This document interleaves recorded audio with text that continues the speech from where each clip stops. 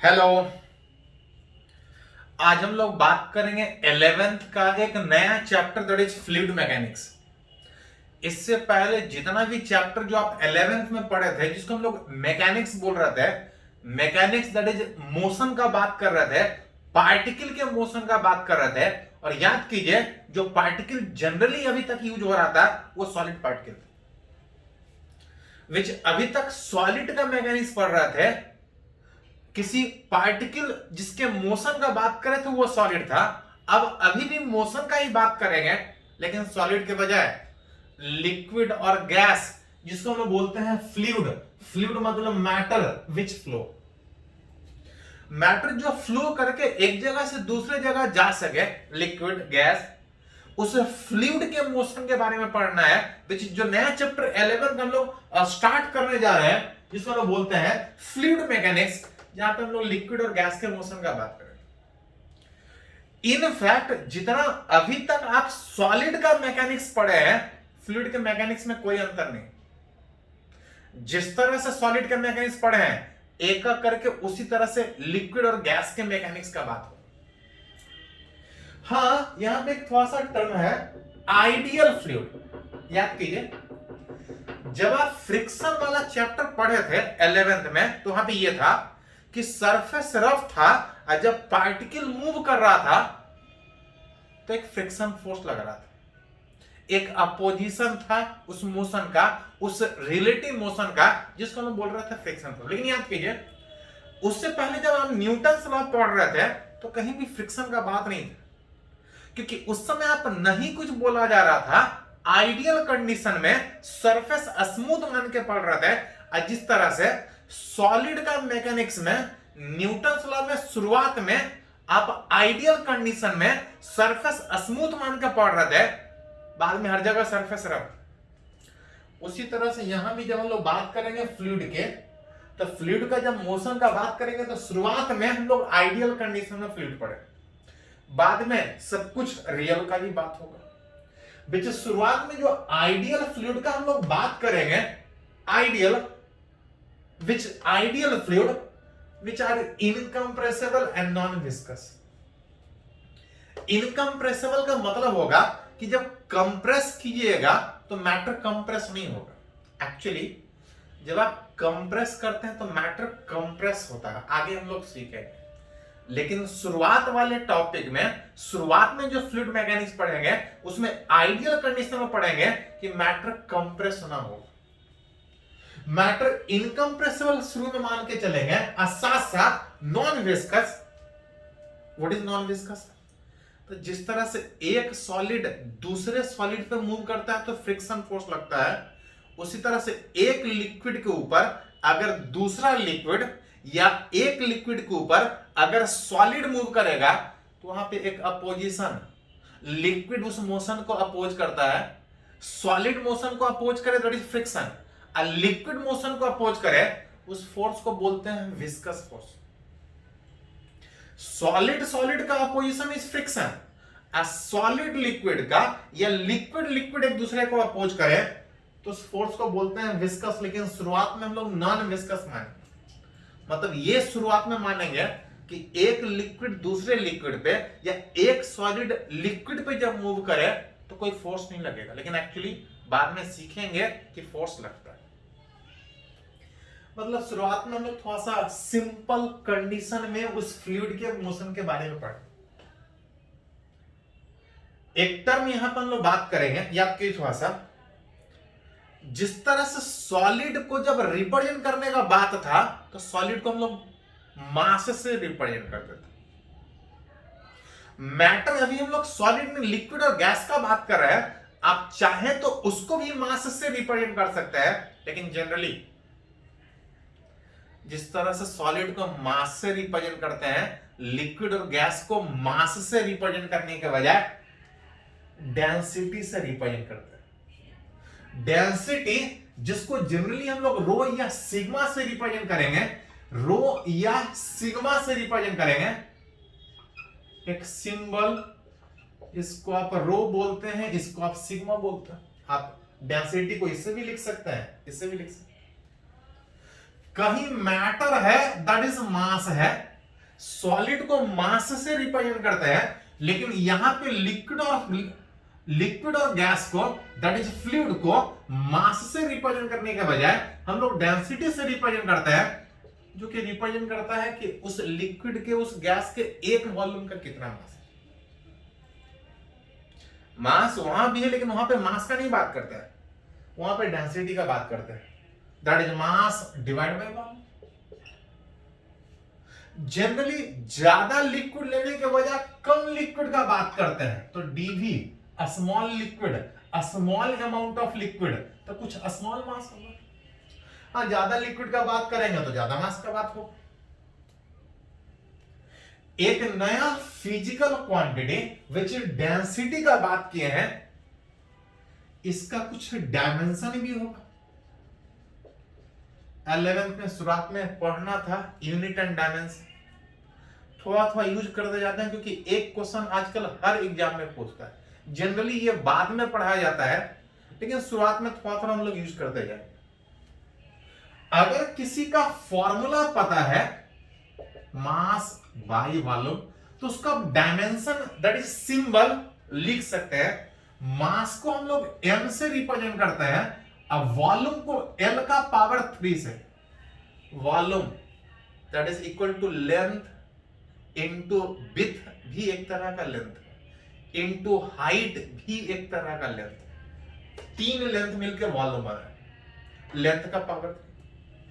इसको थोड़ा सा अरेंज कीजिएगा तो m L का पावर -3 आप सिंबल में लिख सकते हैं। इसको बोलते हैं डायमेंशनल फॉर्मूला, इसे डेंसिटी।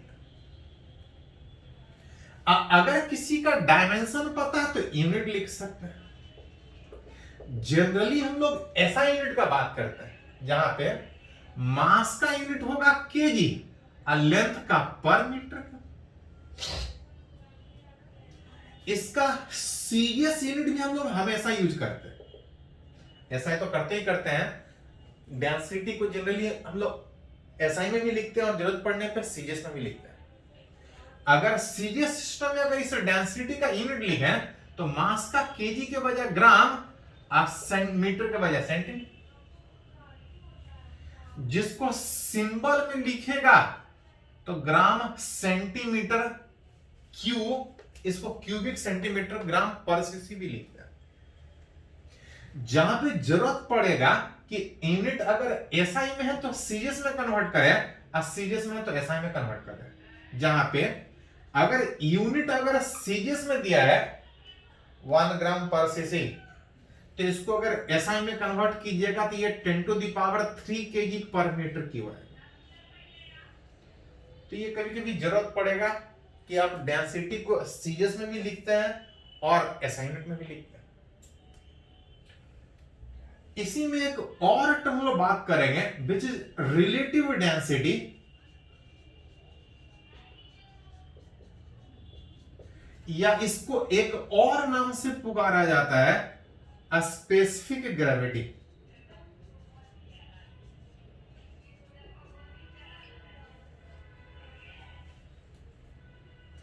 बात था अभी तक सॉलिड का मैकेनिज्म पढ़ रहा था, अभी लिक्विड और गैस दैट इज फ्लूइड के मैकेनिज्म का बात।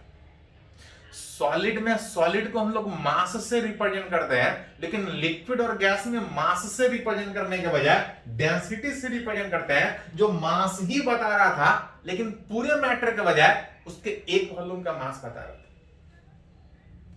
डेंसिटी मास बता रहा था, सीधा सीधा कि मैटर कौन सा है, उसी में मास बताने का, उसके डेंसिटी बताने का एक और तरीका, जिसको हम बोलते हैं रिलेटिव डेंसिटी या स्पेसिफिक ग्रेविटी। ये भी डेंसिटी ही बताता है, ये भी मास ही बताता है, लेकिन सीधा मास बताने के बजाय वाटर के कंपेयर में, कि वाटर से कहीं जो आप मैटर सोच रहे हैं, जो लिक्विड और गैस सोच रहे हैं, वो वाटर से हल्का है कि वाटर से भारी है, वाटर से उसका कम मास है कि वाटर से ज्यादा मास है, वाटर के कंपेयर में ज्यादा मास या कम मास है।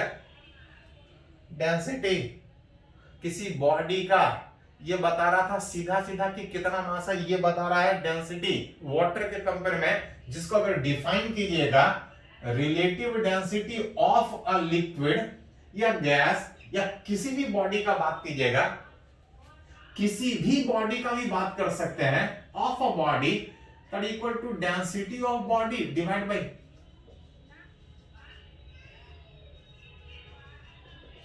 Density of water. ये भी मास बता रहा है, ये भी मास बता रहा है।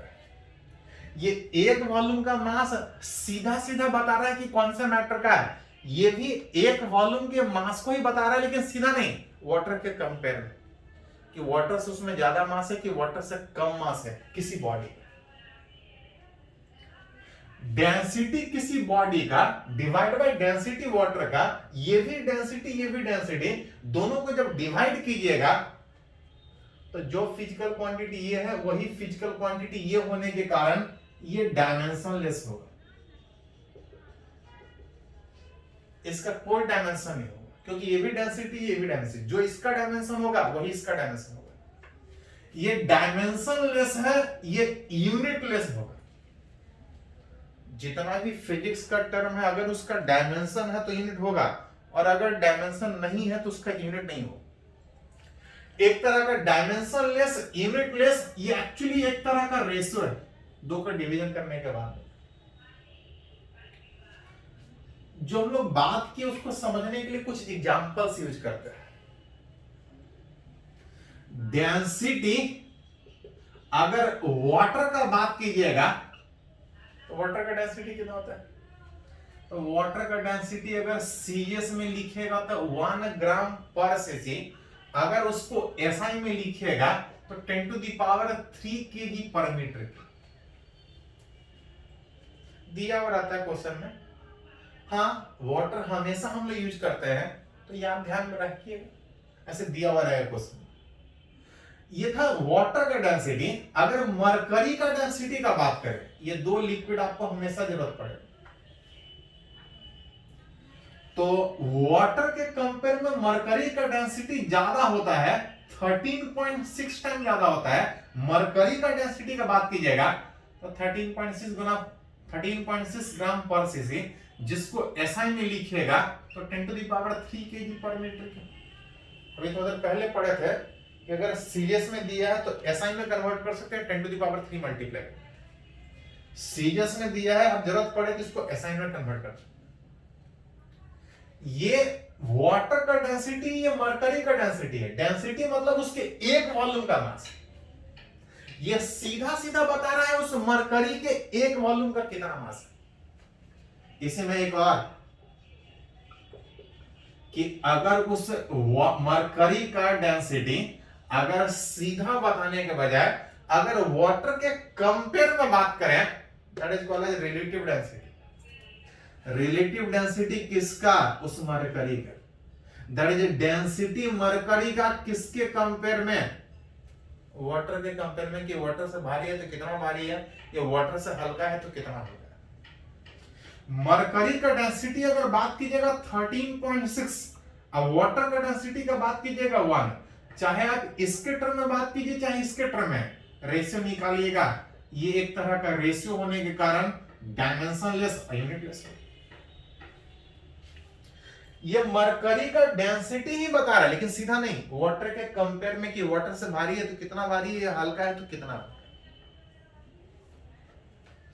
अगर एक और एग्जांपल अगर बात करें, relative density of iron Fe 7.2 होता है। रिलेटिव डेंसिटी आयरन 7.2 होने का मतलब ये बता रहा है वाटर के कंपेयर में मरकरी का डेंसिटी ज्यादा है तो कितना ज्यादा है।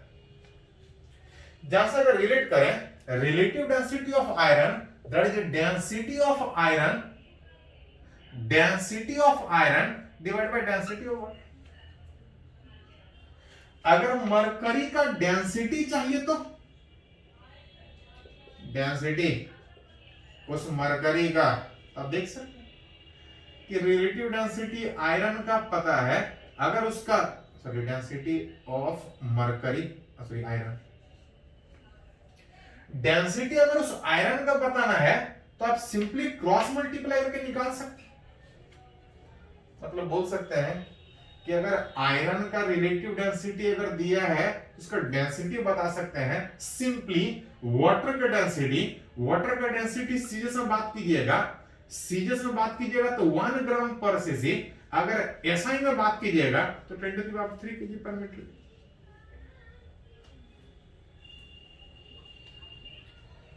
याद ध्यान रखिएगा, अभी तक जो आप पढ़े थे 11th में वो सॉलिड का मैकेनिक्स जहां पे पार्टिकल को मास से रिप्रेजेंट करते थे, उसके मोशन का बात करते थे, बिल्कुल उसी तरह से हम लोग यहाँ लिक्विड और गैस फ्लूइड के मोशन का बात कर रहे हैं। हाँ, शुरुआत में आइडियल कंडीशन में बात कर रहे हैं, बस थोड़ा सा रिप्रेजेंटेशन में कुछ अंतर है।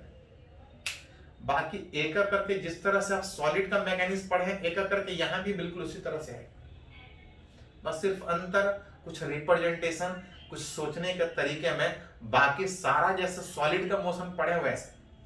पहला डिफरेंस यहीं पे आ गया कि सॉलिड को मास से रिप्रेजेंट करते हैं, लिक्विड और गैस को जनरली डेंसिटी से रिप्रेजेंट करते हैं। What is density? तो 11th में केमिस्ट्री में सीखे। हाँ, आगे भी जरूरत पड़ेगा तो हम लोग और बात करेंगे, पहले इसको थोड़ा सा नोट कीजिए, इसको नोट कर लीजिए।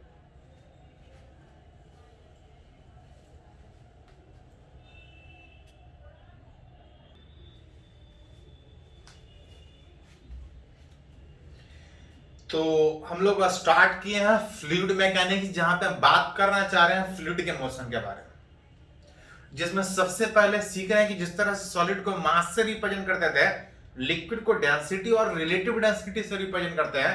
वो डेंसिटी और रिलेटिव डेंसिटी है क्या, उसको यूज कैसे करेंगे, उसके बारे में एक पॉइंट है कि अगर किसी कंटेनर में अगर दो इमिसिबल लिक्विड अगर डाल दें, इमिसिबल लिक्विड अगर एक दूसरे में मिक्स ना हो, जैसे अगर किसी कंटेनर में ऑयल और वाटर डालिएगा तो हमेशा कितना भी मिक्स करने का कोशिश कीजिएगा, मिक्स नहीं होगा, एक नीचे रहेगा एक ऊपर रहेगा। अगर किसी कंटेनर में अगर दो इमिसिबल लिक्विड जो एक दूसरे में मिक्स नहीं हो रहा है, अगर कंटेनर में डालिएगा तो दोनों मिक्स होने के बजाय आप कितना भी मिक्स करने का भी कोशिश कीजिएगा, मिक्स होने के बजाय जब छोड़िएगा तो एक नीचे रहेगा और एक ऊपर रहेगा। जिसका डेंसिटी ज्यादा वो नीचे रहेगा और जिसका डेंसिटी कम वो ऊपर रहेगा। जिसका डेंसिटी ज्यादा वो तो नीचे रहेगा ही रहेगा, और साथ साथ जहां पे दोनों लिक्विड मिल रहा होगा वो जो इंटरफेस होगा that will be plane and horizontal. Plane और हॉरिजॉन्टल विच इज डेंसिटी जिसका ज्यादा, उसका मास ज्यादा, उसका वेट ज्यादा, ग्रेविटी के कारण वो नीचे सेटल करेगा, और जिसका डेंसिटी कम वो ऊपर होगा। और जो दो इंटरफेस जहां पे दोनों लिक्विड मिल रहा होगा that is plane and horizontal. For if two immiscible liquid poured in a container, then the liquid having greater density settle at bottom and lesser density liquid at top with जो interface होगा which is plane and horizontal। आगे numerically उस तरह से हम लोग को जरूरत भी पड़ेगा। एक छोटा सा एग्जांपल उस डेंसिटी पे बात कर रहा है, बोल रहा है कि two material having relative density 4 and 6, दो अलग अलग लिक्विड या दो अलग अलग मटेरियल, बोल रहा है find the density of mixture. दोनों को मिक्स कर रहा है, मिक्सर का डेंसिटी बताना है, मिक्स होगा या नहीं होगा, डिपेंड इमिसिबल है कि नहीं। अगर इमिसिबल है तो मिक्स होगा ही नहीं, तो पहला अलग बात होगा, दूसरा अलग बात होगा। लेकिन बोला है मिक्स कर रहा है, तो मिक्स हो रहा होगा तो मिक्स करेंगे।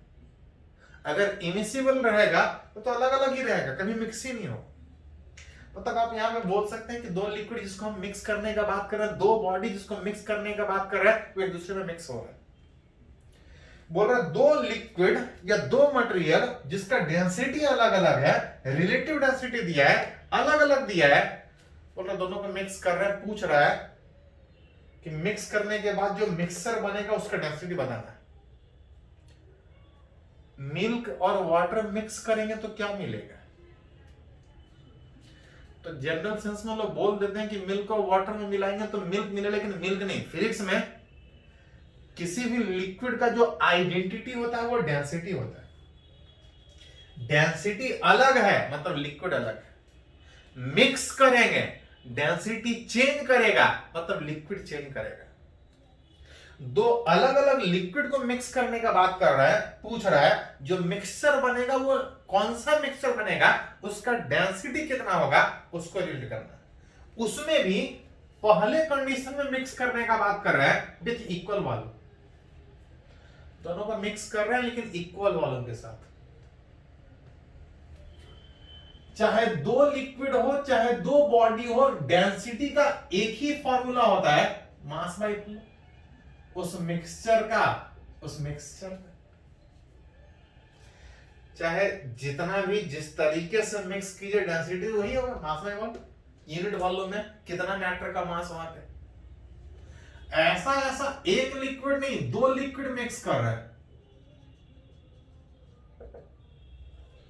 जिसमें दोनों का मास नहीं दिया है, दोनों का वॉल्यूम दिया है कि बराबर बराबर वॉल्यूम में मिक्स कर रहे हैं। वॉल्यूम दिया है, मास नहीं दिया है।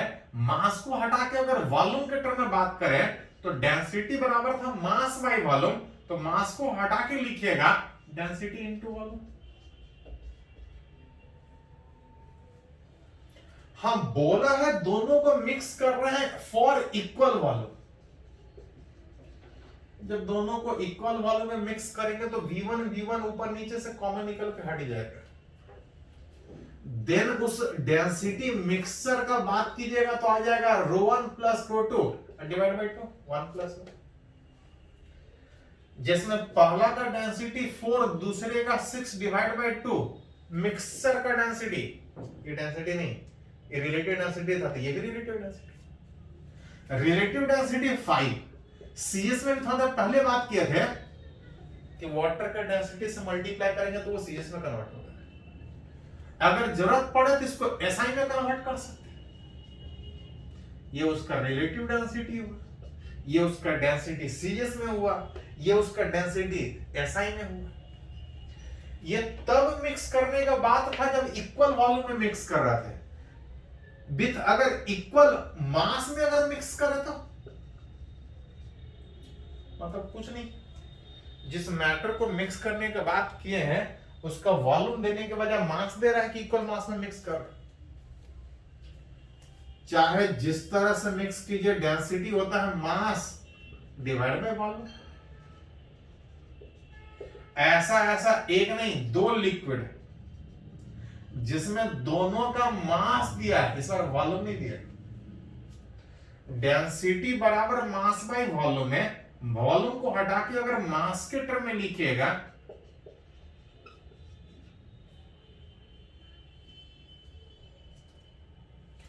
हाँ, बोला है फॉर इक्वल मास से दोनों को मिक्स करने का बात कर रहा है। इक्वल मास मतलब m1 बराबर m2, कॉमन निकल के हट जाएगा। डेंसिटी उस मिक्सचर का जो बचेगा 1 plus 1 divide by 1 by ρ1 plus 1 by ρ2। LCM लीजिएगा तो ये आ जाएगा 2 ρ1 ρ2 डिवाइड बाय ρ1 प्लस ρ2। पहले का डेंसिटी 4, दूसरे का 6 divide by 4 plus 6। 24 48 divide by 10 that is 4.8। ये उसका रिलेटिव डेंसिटी हुआ। सीजीएस में लिखिएगा तो 4.8 ग्राम पर सीसी। अगर एसआई में लिखिएगा तो 10 टू द पावर 3 केजी पर मीटर की। ये उसका रिलेटिव डेंसिटी था। तो दो लिक्विड हो, तीन लिक्विड हो, तीन मैटर के मिक्स करने का बात हो। अगर मिक्स नहीं हुआ तो इस तरह सोचेंगे, अगर मिक्स हुआ तो लिक्विड चेंज करेगा मतलब मिक्सर का डेंसिटी चेंज करेगा। इस तरह से निकाल सकते हैं, दो या तीन जितने के भी मिक्स करने का बात। चलो इसको थोड़ा सा नोट कर लीजिए।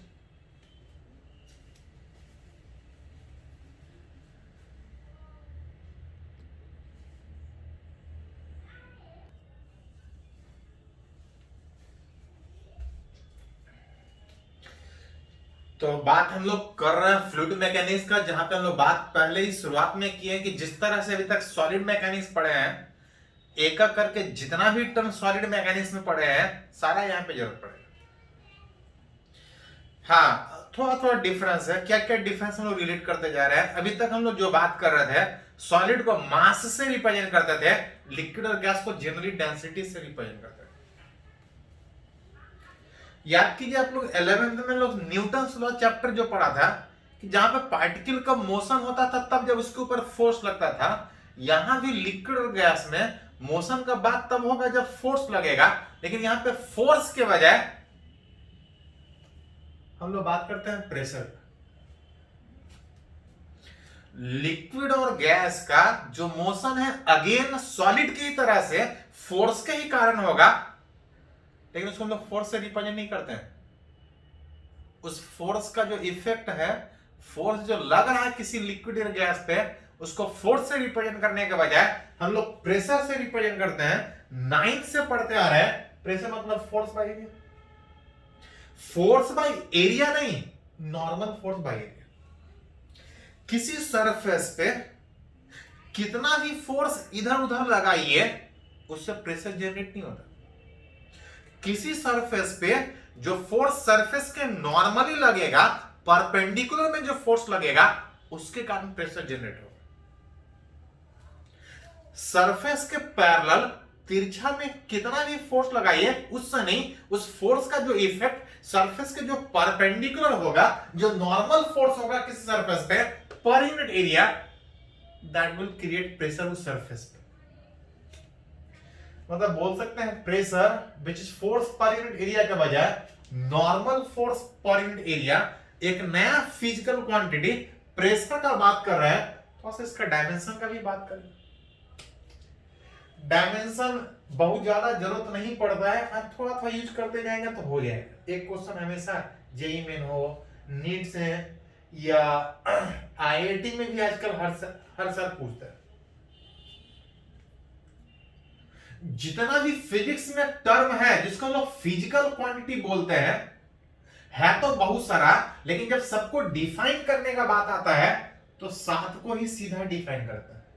मास जिसको m से रिप्रेजेंट करता है, लेंथ जितना भी तरह का लेंथ है, चाहे रेडियस हो, चाहे हाइट हो, चाहे थिकनेस हो, सबको l से। जितने भी तरह का मास m से, जितने भी तरह का लेंथ l से, जितने भी तरह का टाइम उसको t से, temperature kelvin that is k से, करंट a से, एंपियर a से, ल्यूमिनस इंटेंसिटी लाइट कहीं जल रहा है, कितना तेज है, उसका इंटेंसिटी कितना है, उसका यूनिट कैंडेला होता है, उसको सीडी से रिप्रेजेंट करते हैं। मैटर का मास कितना है, मास से तो रिप्रेजेंट करते ही करते हैं। एक और तरीका मोल। फिजिक्स में 7 ही फिजिकल क्वांटिटी सीधा डिफाइन करते हैं। अब बाकी फिजिक्स में जितना भी टर्म है, इसी में से किसी से मल्टीप्लाई होगा और किसी से डिवाइड होगा। वेलोसिटी डिस्टेंस बाय टाइम होता है, जिसको आप सिंबल में डायमेंशन LT-1 लिख सकते हैं। एक्सेलरेशन वेलोसिटी बाय टाइम होता है, LT-1 बटा टाइम, इसको लिखिएगा तो LT-2 होगा। फोर्स मास इनटू एक्सेलरेशन, मास को m से, एक्सेलरेशन को LT-2 से, जो बता रहा है कि फोर्स इस सातों में मास लेंथ टाइम से डिफाइन है। मास में लेंथ से मल्टीप्लाई करके और टाइम से 2 बार डिवाइड करेंगे तो एक नया फिजिकल क्वांटिटी बनेगा विच इज फोर्स। तो पूरे फिजिक्स में 7 ही सीधा डिफाइन है, उसको इस तरह से रिप्रेजेंट करते हैं। अभी शुरुआत में 3 ही जरूरत पड़ेगा, मास को m से, जितने भी तरह का लेंथ है उसको l से, जितने भी तरह का टाइम है उसको t से, velocity distance by time LT-1, acceleration LT-2, force mLT-2, work done होता है फोर्स इनटू डिस्प्लेसमेंट, डिस्प्लेसमेंट जुटने का मतलब mL²T-2। 2-4 याद रखिएगा तो पूरा फिजिक्स का डायमेंशन आप लिख सकते हैं। यहां पे बात कर रहे हैं प्रेशर का डायमेंशन, एक नया physical quantity force by area, जितना भी तरह का फोर्स हो, सारे का dimension mLT-2। Area that is length into thickness. Length भी एक तरह का लेंथ, थिकनेस भी एक तरह का लेंथ, एल स्क्वायर से डिवाइड कीजिएगा तो M L minus one T minus two. इसका डायमेंशन अगर लिख सकते हैं तो यूनिट भी लिख सकते हैं। मास का केजी दोनों डिवीजन में है, इस सिंबल को सॉलिडस बोला जाता है। एक बार डाल दिए तो सब डिवीजन में होगा। लेंथ भी डिवीजन में, टाइम भी डिवीजन में, दो बार इसको पढ़ेंगे। केजी पर मीटर सेकंड स्क्वायर नहीं, पर मीटर पर सेकंड स्क्वायर, दोनों डिवीजन में। जनरली इसको इतना लंबा चौड़ा लिखने के बजाय प्रेशर बराबर फोर्स बाय एरिया है, फोर्स का सीधा यूनिट था न्यूटन, बाई एरिया न्यूटन पर मीटर स्क्वायर, जिसको सिंगल लेटर प्रेशर को पास्कल ये से रिप्रेजेंट करता है। तो दो चार अगर याद है तो पूरा फिजिक्स का डायमेंशन लिख सकते हैं। धीरे धीरे जहां जरूरत पड़ेगा हम लोग बात करते जाएंगे। एक क्वेश्चन पूछता है उससे, बात कर रहा है कि जिस तरह से सॉलिड में किसी पार्टिकल के मोशन का बात था तो वहां पे फोर्स लगता था, लिक्विड और गैस में जहां पे फोर्स का बात होगा वहां पे फोर्स से रिप्रेजेंट करने के बजाय प्रेशर से रिप्रेजेंट करते हैं। साथ साथ अगर बात करें, याद कीजिए किसी स्ट्रिंग में टेंशन, किसी स्ट्रिंग में जो टेंशन था किसी भी पॉइंट पे दोनों डायरेक्शन में लगता था। अगर इस हिस्से पे दिखाना होता तो इधर वाला स्ट्रिंग इसको खींचता था, अगर इस हिस्से पे दिखाना था तो इधर वाला हिस्सा खींचता था। एक ही जगह पे टेंशन इधर भी हो सकता है, टेंशन इधर भी हो सकता है। अगर इस हिस्से पे दिखाएंगे तो इधर वाला स्ट्रिंग इधर खींचेगा, अगर इस हिस्से पे दिखाएंगे तो इधर वाला रस्सी इसको उधर खींचेगा। जिस तरह से सेम पॉइंट पे टेंशन इधर इधर दोनों साइड हो सकता है, उसी तरह से अगर किसी लिक्विड में या किसी गैस में अगर प्रेशर का बात करें तो pressure at a point in a liquid act in all direction. Tension दो ही डायरेक्शन में था, आगे भी हो सकता है पीछे भी हो सकता है, लेकिन अगर किसी लिक्विड में अगर किसी पॉइंट पे अगर प्रेशर का बात करें प्रेशर चारों तरफ हो सकता है, प्रेशर का फोर्स चारों तरफ लग सकता है। हां, जहां भी लगेगा सरफेस के ठीक परपेंडिकुलर में लगेगा। तो आगे एक एक करके जैसा जरूरत पड़ेगा हम लोग बात करेंगे। आगे बढ़ने से पहले एक टर्म थोड़ा सा और यहां पे हम लोग बात करेंगे, एटमॉस्फेरिक प्रेशर। जहां कहीं भी फोर्स लग रहा है, अगर वो फोर्स नॉर्मली लग रहा है तो उसके कारण उस जगह पे कुछ प्रेशर क्रिएट होगा। किसी जगह पे अगर एयर इंटरेक्शन में है, एयर मॉलिक्यूल अपने वेट के कारण, मॉलिक्यूलर इंटरेक्शन के कारण एयर मॉलिक्यूल किसी सरफेस पे कुछ फोर्स लगाएगा।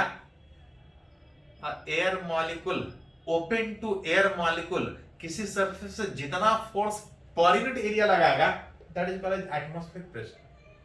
Pressure, that is force per unit area exerted by an air molecule at any point। किसी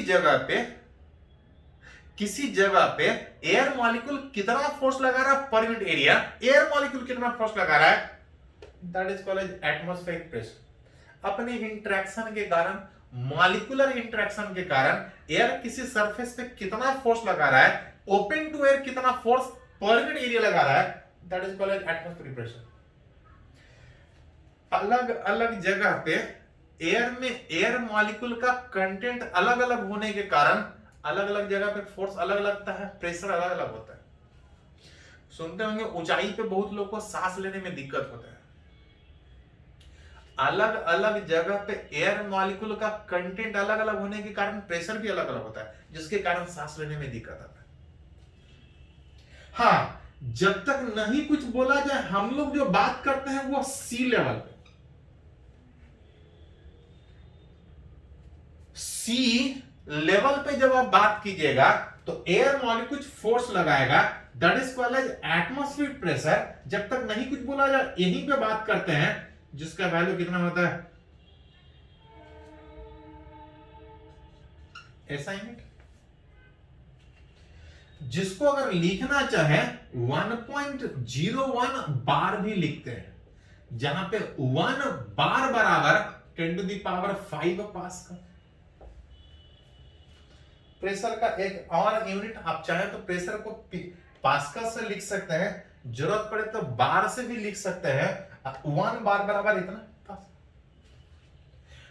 इसी को आप चाहे तो सीधा सीधा 1 atm भी लिख सकते हैं, जहां पे 1 atm that is atmospheric pressure, जिसका वैल्यू इतना होगा। प्रेशर का कुछ और भी यूनिट है।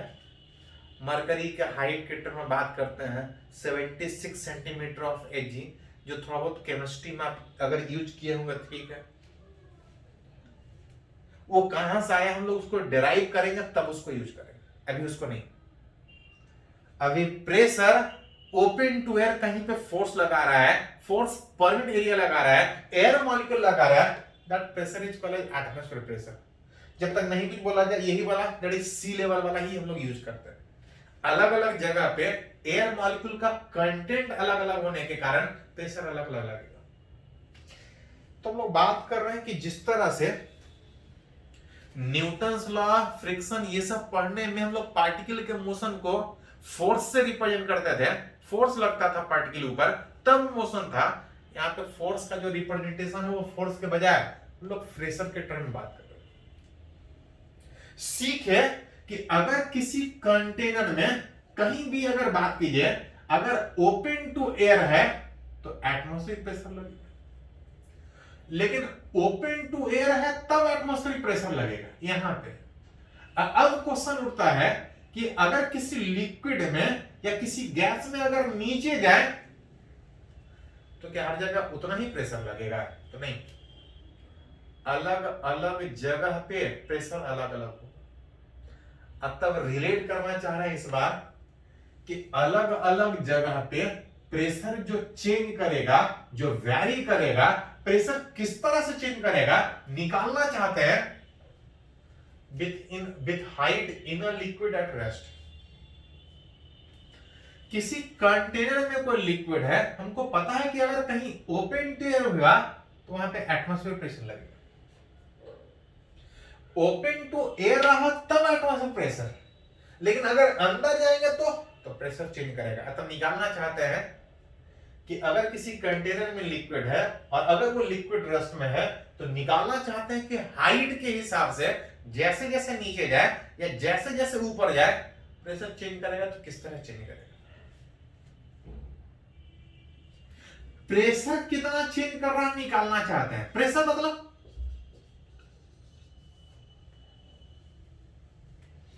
प्रेशर का मतलब एक तरह का फोर्स। जैसे मैकेनिक्स में सॉलिड के मैकेनिक्स में फोर्स निकालते हैं वैसे ही लिक्विड में प्रेशर निकालेंगे सेम तरीके से। याद कीजिए मैकेनिक्स में जब फोर्स निकालना होता था तो सबसे पहले क्या करते थे? तो सबसे पहले हम लोग फ्री बॉडी डायग्राम रिप्रेजेंट करते थे। फ्री बॉडी डायग्राम रिप्रेजेंट करके इक्वेशन लिखते थे। अगर रेस्ट में होता था तो इक्वेशन लिखाता था नेट फोर्स 0। अगर मोशन में था, एक्सेलरेशन में था तो इक्वेशन लिखाता था नेट फोर्स बराबर मास इनटू एक्सेलरेशन। अगर सर्कुलर मोशन में था तो लिखाता था कि पार्टिकल को सर्किल में घूमने के लिए एक फोर्स चाहिए, यहां से इक्वेशन लिखते थे। जैसे सॉलिड के मैकेनिक्स में फोर्स निकालने के लिए फ्री बॉडी डायग्राम और फिर इक्वेशन लिखते थे, उसी तरह से लिक्विड के मोशन में प्रेशर निकालने के लिए तरीका से प्रेशर निकालना हो मतलब फोर्स निकालना, निकालने का तरीका पहले फ्री बॉडी डायग्राम और फिर बाद में इक्वेशन। बिल्कुल सेम तरीके से इक्वेशन लिखाएगा। चलिए यहां पे देखते हैं। निकालना चाहते हैं कि किसी लिक्विड में हाइट के हिसाब से 2 पॉइंट के बीच प्रेशर किस तरह चेंज कर रहा है। इस 2 पॉइंट पे प्रेशर कितना चेंज कर रहा है, प्रेशर मतलब फोर्स निकालने के लिए फ्री बॉडी डायग्राम मान लेते हैं। इस तरह से उस 1 और 2 पॉइंट के बीच कोई लिक्विड जहां पे निकालना चाहते हैं कि प्रेशर कितना चेंज किया।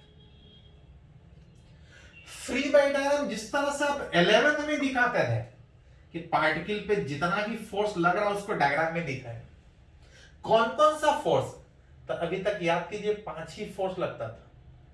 पहला फोर्स वेट फोर्स, दूसरा फोर्स नॉर्मल एंड टेंशन, तीसरा, चौथा फोर्स फ्रिक्शन फोर्स। एक वेट था, एक नॉर्मल था, एक टेंशन था, एक फ्रिक्शन था। कितना ही तो पड़ा था।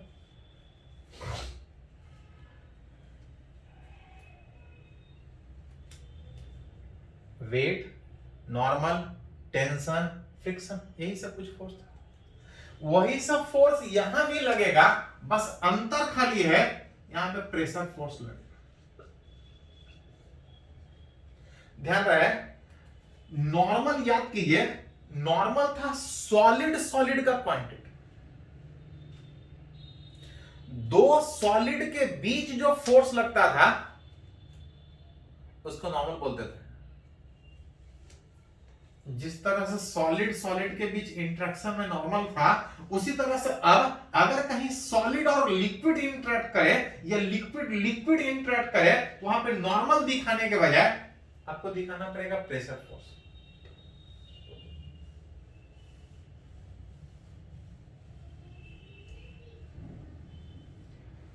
निकालना चाहते हैं किसी लिक्विड में दो पॉइंट के बीच प्रेशर जो चेंज कर रहा है, कितना चेंज कर रहा है, प्रेशर मतलब फोर्स। निकालना चाहते हैं कितना चेंज किया, चेंज निकालने के लिए सबसे पहले फ्री बाई डायग्राम इस दो पॉइंट के बीच निकालना चाहते हैं। दो पॉइंट के बीच कुछ डिस्टेंस होगा, कुछ हाइट होगा, निकालना चाहते हैं इस 1 से 2 के बीच प्रेशर कितना चेंज किया। प्रेशर मतलब फोर्स निकालने के लिए फ्री बाई डायग्राम इस 1 और 2 के बीच एक छोटा सा एलिमेंट लिया है, इसका फ्री बाई डायग्राम में सबसे पहला फोर्स, सबसे पहला फोर्स वेट फोर्स। वेट मतलब जहां पे लिक्विड को मास से नहीं, लिक्विड को डेंसिटी इनटू वॉल्यूम से रिप्रेजेंट करते हैं। लिक्विड है, कुछ डेंसिटी होगा, डेंसिटी इनटू वॉल्यूम में इसका कुछ एरिया होगा। मान लेते हैं एरिया इसका कुछ छोटा सा लिए, एक सिलिंड्रिकल एलिमेंट छोटा सा टुकड़ा 1 और 2 के बीच डेंसिटी इनटू वॉल्यूम में एरिया इनटू हाइट इनटू। पहला फोर्स वेट फोर्स, दूसरा फोर्स नॉर्मल था। नॉर्मल लगता था सॉलिड सॉलिड के बीच इंटरेक्शन, यहां पे लिक्विड लिक्विड का इंटरेक्शन। कोई भी पार्टिकल अपने ऊपर फोर्स नहीं लगाता है, हम इसके ऊपर फोर्स का बात कर रहे हैं। तो चारों तरफ से लिक्विड लगाएगा, नॉर्मल नहीं, लिक्विड लिक्विड के बीच नॉर्मल सॉरी प्रेशर फोर्स, जिसमें ऊपर वाला लिक्विड इसको नीचे ढकेलेगा नॉर्मली। प्रेशर का फोर्स, उस जगह पे कुछ प्रेशर, नीचे वाला लिक्विड इसको ऊपर ढकेलेगा, प्रेशर इनटू एरिया। चारों तरफ से भी लिक्विड फोर्स लगाएगा, लेकिन हम लोग बात कर रहे हैं हाइट के हिसाब से। जब आप वर्टिकल में बात करते हैं तो हॉरिजॉन्टल में कौन सा फोर्स लग रहा है उसका कोई इफेक्ट नहीं होगा। पहला फोर्स वेट फोर्स, दूसरा फोर्स नॉर्मल के जगह पे यहाँ पे प्रेशर का फोर्स। बात वर्टिकल में कर रहे हैं तो वर्टिकल का सोचेंगे, हॉरिजॉन्टल में उसको नहीं सोचेंगे। अब स्ट्रिंग है ही नहीं, मोशन होता है तो फ्रिक्शन का बात करते हैं, यहां तो फ्रिक्शन का भी बात नहीं। जिस तरह से मैकेनिक्स में फोर्स निकालने के लिए सबसे पहले फ्री बाई डायग्राम, प्रेशर निकालने का मतलब फोर्स निकालना है, free by diagram. Free by diagram दिखाने से काम नहीं चलेगा, इक्वेशन लिखना पड़ेगा। फॉर एलिमेंट अगर एट रेस्ट में है तो याद कीजिए इक्वेशन लिखाता था। क्या इक्वेशन लिखाता था? प्रेशर भी एक तरह का फोर्स ही है, फोर्स ही निकालने का बात है। हाँ, फोर्स के बजाय उसको हम प्रेशर बोल रहे हैं। डायग्राम में दिखा के इक्वेशन, रेस्ट में है नेट फॉर जीरो, जितना फोर्स ऊपर लगेगा उतना फोर्स नीचे। ऊपर लग रहा है F2 और नीचे लग रहा है F1 प्लस वेट। F2 ऊपर, वेट नीचे, ऊपर वाला लिक्विड नीचे फोर्स लगा रहा था। F2 का वैल्यू आ रहा था P2 into delta S, F1 का वैल्यू आ रहा था P1 इंटू डेल्टा एस। अब वेट निकाल चुके हैं, डेंसिटी इंटू वॉल्यूम में, एरिया इंटू हाइट इंटू जी, जहां से डेल्टा एस कट जाएगा। अब P2 बराबर P1 प्लस रो जी एच। 1 ऊपर में है, जैसे जैसे नीचे जाएंगे उस 2 पॉइंट पे मूव करेंगे, P2 बराबर P1 प्लस रो जी एच। नीचे जाने में प्रेशर बढ़ेगा, कितने से बढ़ेगा? रो जी एच। अगर ऊपर जाने का बात होता तो प्रेशर घट कितने से? तो रो जी एच से घटता। ये तब था जब रेस्ट में था। अगर इसी में थोड़ा सा बात करें, variation of pressure with height in vertically accelerated liquid,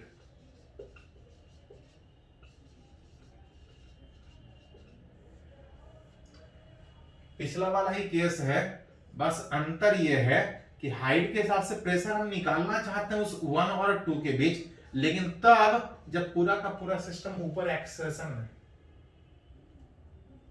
फिर से बात कीजिएगा तो सारा फ्री बॉडी डायग्राम सेम से होगा, बस पिछले बार रेस्ट में था तो इक्वेशन लिखा था नेट फोर्स 0, इस बार एक्सेलरेशन में है तो इक्वेशन लिखाएगा नेट फोर्स बराबर mass into x. Net force बराबर मास इनटू एक्सेलरेशन में अगर एक्सेलरेशन ऊपर है तो F2 बड़ा होगा, बाकी सब छोटा होगा, is equal to mass into acceleration. F2 था P2 into delta S, F1 था P1 into delta S. Wait को अगर इधर लेके जाइएगा तो वेट था डेंसिटी इंटू वॉल्यूम, अब प्लस मास, इस लिक्विड का मास था density into volume into acceleration. जब डेल्टा एस हट जाएगा, P2 माइनस P1 बराबर रो जी में कुछ कॉमन निकलेगा,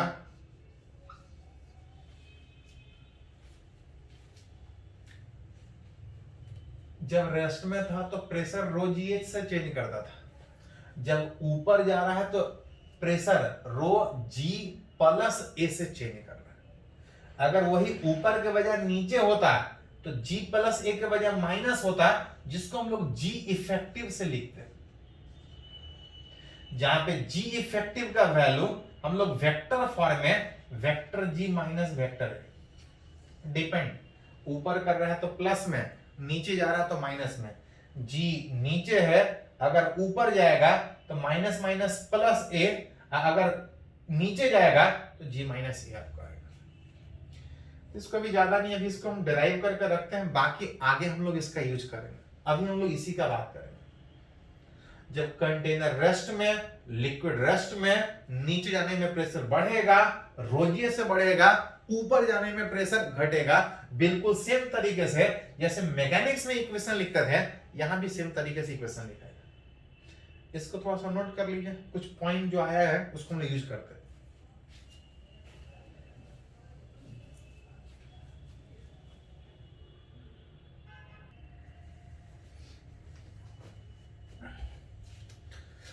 तो अभी हम लोग एक पॉइंट बात कर रहे थे कि अगर कहीं ओपन टू एयर है तो एटमॉस्फेयर प्रेशर, और जैसे जैसे लिक्विड के इनसाइड जाएंगे तो प्रेशर बढ़ेगा, नीचे में ऊपर में घटेगा। कितने से? रो जी एस से। रो जी एच तब था जब लिक्विड रेस्ट में था, अगर लिक्विड ऊपर में एक्सेलरेशन में था तो रो जी प्लस ए इंटू एस से चेंज करेगा, अगर नीचे में जाएगा तो रो जी माइनस ए इंटू एक्स से चेंज करेगा। हाँ, अभी शुरुआत में हम लोग इसी का बात करेंगे, जनरली रेस्ट का ही बात होगा। आगे हम लोग सीखेंगे कि एक्सेलरेशन में जो ये चेंज हो रहा है उसको और दूसरे तरीके से कैसे सोचेंगे। थोड़ा सा कुछ न्यूमेरिकली अगर उसको सीखने का कोशिश करें तो पहले एक पॉइंट बात करते हैं। मान ले रहे हैं किसी भी कंटेनर में एक नहीं, दो लिक्विड, दो इमिसिबल लिक्विड है। पढ़े हैं कि इमिसिबल लिक्विड में जिसका डेंसिटी ज्यादा वो नीचे और जिसका डेंसिटी कम वो ऊपर। मान लेते हैं ऊपर वाले लिक्विड का डेंसिटी रो और इसका डेंसिटी 2 रो। चलिए थोड़ा सिंपल मानने के लिए लेवल बीचों बीच में, दैट इज दोनों लिक्विड का जो हाइट है वो बराबर, अलग होगा तो अलग सोच। अगर कोई आपसे बोले कि इस वन पॉइंट पे कितना प्रेशर, तो अगर ये ओपन टू एयर है उस जगह एटमॉस्फेरिक प्रेशर 1.01 10⁵ पास्कल। अगर बोले इस 2 वाले पॉइंट पे कितना प्रेशर, तो हमको पता है कि उस 1 पे पता है जैसे जैसे नीचे जाएंगे तो बढ़ेगा कितना से, तो उस 1 के कंपेयर में बढ़ेगा कितना से। अगर उस लिक्विड का डेंसिटी दिया हुआ हो, जी दिया मालूम है, एच पता हो, तो आप निकाल सकते हैं। अगर बोला जाए इस 3 पॉइंट का प्रेशर कितना होगा, तो यहां से सीधा यहां तक नहीं आ सकते क्योंकि ऊपर कुछ और लिक्विड है, नीचे कुछ और लिक्विड है।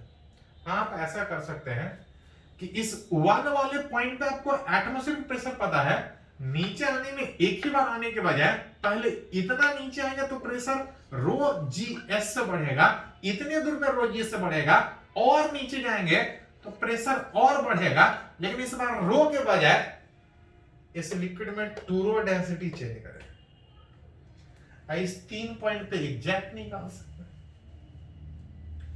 अगर बोले इस 4 पॉइंट बाहर पे कितना प्रेशर हो, तो अगर आउटसाइड सोचते हैं, ओपन टू एयर सोचते हैं, तो कहीं भी ओपन टू एयर में एटमॉस्फेरिक प्रेशर किधर, तो प्रेशर का फोर्स हमेशा सरफेस के ठीक परपेंडिकुलर। अगर नीचे से सोचिएगा तो भी एटमॉस्फेयर होगा, लेकिन सरफेस के ठीक परपेंडिकुलर ऊपर की। तो इस तरह से जरूरत पड़े तो किसी लिक्विड, लेकिन ध्यान रहे ये तब था जब रेस्ट में था, एक्सेलेरेशन में कुछ और होगा। अब वो भी जो सोचना वो हाइट के हिसाब से, लेवल वाला आगे हम लोग बात करेंगे। एक ही जगह पे एक ही हाइट पे प्रेशर अलग होगा तो कितना अलग होगा, उसको कैसे सोचेंगे। इसमें थोड़ा सा न्यूमेरिकली भी सोचते हैं। बोल रहा है pressure at bottom of A tank, किसी टैंक में वाटर भरा हुआ है, कुछ हाइट तक भरा होगा, मान लेते हैं एच हाइट तक लिक्विड भरा है। बोल रहा है कि pressure at bottom of tank, इस टैंक के बॉटम पे अगर इस पॉइंट को 1 नाम दे तो पता है कि प्रेशर नीचे ज्यादा होगा। कितना ज्यादा होगा, तो बोल रहा है प्रेशर 3 के दिया है, if P is atmospheric pressure. इस जगह open to air atmospheric pressure, जैसे जैसे नीचे जाएंगे प्रेशर बढ़ेगा रो जी एच से, जिसका वैल्यू हमको 3P दिया है। ये दिया ध्यान रहे फिजिक्स वाले क्वेश्चन में जब आप क्वेश्चन बनाने का बात करते हैं, क्या पूछा कभी पहले नहीं सोचते हैं। जो डाटा दिया है जितना पॉसिबल हो एक इक्वेशन बनाने का कोशिश कीजिए, क्योंकि दिया है, अगर कोई डाटा दिया है तो जरूर कुछ मीनिंग कैरी कर रहा है। ये पहला कंडीशन में हमको दे दिया, बोल रहा है if the water is drawn out till the level of water is lowered, बोल रहा है इसमें लेवल हम घटा रहे हैं। केस 2 बोल रहा हूं उसमें वाटर लेवल घटा रहे हैं till the level of water is lowered by 1/5। बोल रहा है लेवल घटा रहे हैं, कितना से घटा रहे हैं, 1/5 से घटा रहे हैं। 1/5 हो नहीं रहा है, 1/5 हो नहीं रहा है। बोल रहा टोटल में से 1/5 घटा रहे हैं, तो जो बचेगा वो कितना बचेगा।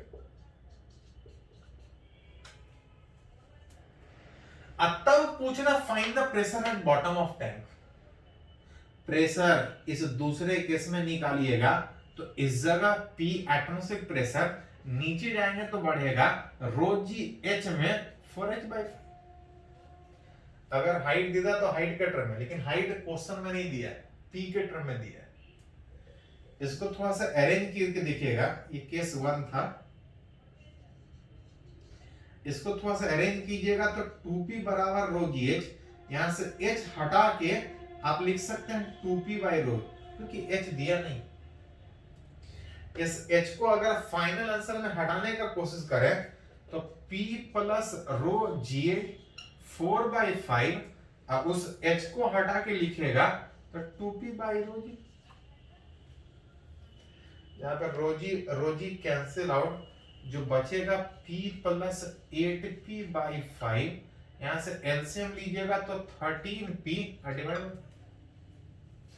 जैसा बोला जाए हाइट के हिसाब से प्रेशर सिंपल कितने से चेंज करेगा, रो जी एच नीचे जाने में बढ़ेगा, ऊपर जाने में घटेगा। चलिए इसको नोट कर लीजिए।